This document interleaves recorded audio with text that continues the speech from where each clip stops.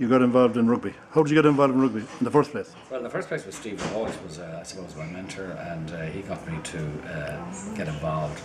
And my first game was against Galway Regions in Galway, where he coached the house, and my father, who was very much a GAA man, said, "You'll have to ask him yourself."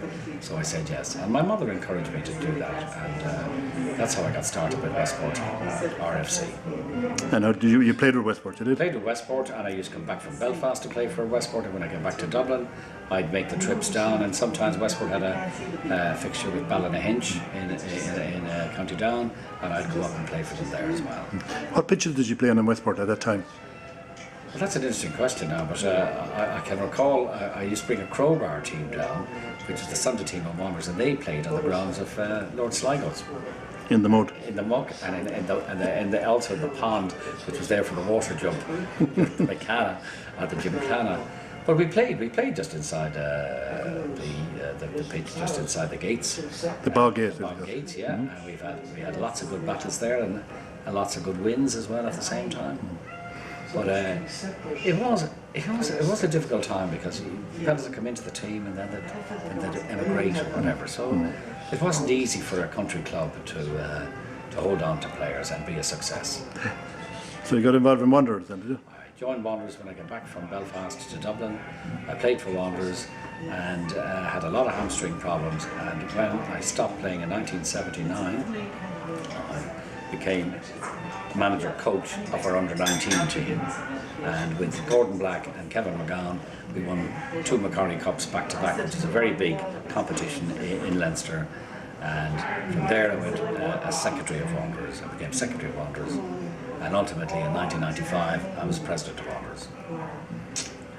And then you moved to higher. Then I moved to the Leinster branch, where I became the Wanderers rep, and I was president of Leinster Rugby 2007-2008. Narrowly missed the Heineken Cup, but we won what was called the Magnus League. It's now the Rabo Pro 12, and that was a good year. That was a good year. But were you on the IRFU executive? Yes, I went from president of the branch to the IRFU executive, and I've just finished with that, and I'm back in Wanderers again. What's it like being on an executive of an organisation as big as that now? But I won't say it's scary, but I will say that it is extremely political. I've got to say that. And I think, that I suppose my own province here, which would have been Connacht, my real province is Leinster, I've got to say that's my province, but you would keep an eye out for what would happen to Connacht. And I remember marching for Connacht when the union decided they were going to banish Connacht. And today I'm very proud to say that there's 44, 45 schools, there are 31 clubs, 7 boys under 21 are on the Irish on the Irish team, or on the panel there. That they've finished 8th this year. They've got into the Heineken Cup again for the 2nd year. They've made huge strides. So if they were resourced like the other 3 provinces are, then I believe Connacht would be a real force. But I'm delighted it's going well. From my own point of view, from Leinster, we have the Heineken Cup final on Saturday, which I hope we'll win. But I've got to say, there is a different attitude to rugby in the East, and it's very professional. The coaches are very professional, the players are very professional, and obviously the bulk of the players have gone to schools where there's very good coaching, and in some of the clubs there's extremely good coaching as well. So that has produced the Brian O'Driscolls, the Gordon Darcy, Jamie Heaslips, and all of those guys have made a contribution. But the big change, and I have to emphasise this is the club structure is beginning to produce more and more players to play for the 4 provinces and play for Ireland, and that's a very, very healthy thing. They're incubators, are they?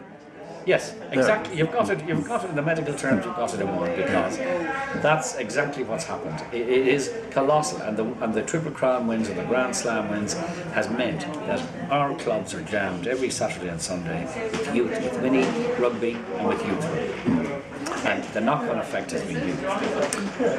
What's the biggest change you've seen in rugby since you started to play? There has been big changes. There have, yeah. And I think there's 2 issues. A is the level of fitness, the level of skill that's improved immensely. And number 2 is the financial aspect of rugby, because there isn't a club at the moment, I'd say, other than 2 or 3 in Ireland, who have sold land, who are in a plus situation. I'd have to say there are great difficulties financially in Irish rugby today, but at the same time, the professional team, the Irish team, is is the driving force, the financial force to help the domestic game. Yeah. The game itself has changed a lot. They have modified the rules to speed it up. It's a bit like rugby league to some extent. I've got to say that sometimes you'll watch a game and they'll say, Jesus, this is rugby league. But on the other hand, the skill level is much better, the fitness levels are much higher. And so when a guy puts on an Irish jersey, I think that's fantastic for somebody to play at that level. But I think it's actually more fluid than the rugby league now. yeah, it's more flowing. Well, I mean, I think it's a game that you have to learn to play. You have to learn to, if you're a forward, line-out work. You have to learn scrum work. There's a whole coterie of things today, and we have learned an awful lot from the Southern Hemisphere. And I think that we're not that far behind them any longer. So you can't pick a fella off the street anymore and say, will you play a match with us? Well, they did with John Hayes. Did they? John Yeah. Hayes, and they brought John Hayes in when he was 18. And then a year and a half after a year in New Zealand, he was playing for Munster, and then he went on to play for Ireland. Well, that happened here as well, because Teddy Welch was picked off the street and Gerry Gershie was picked off the street.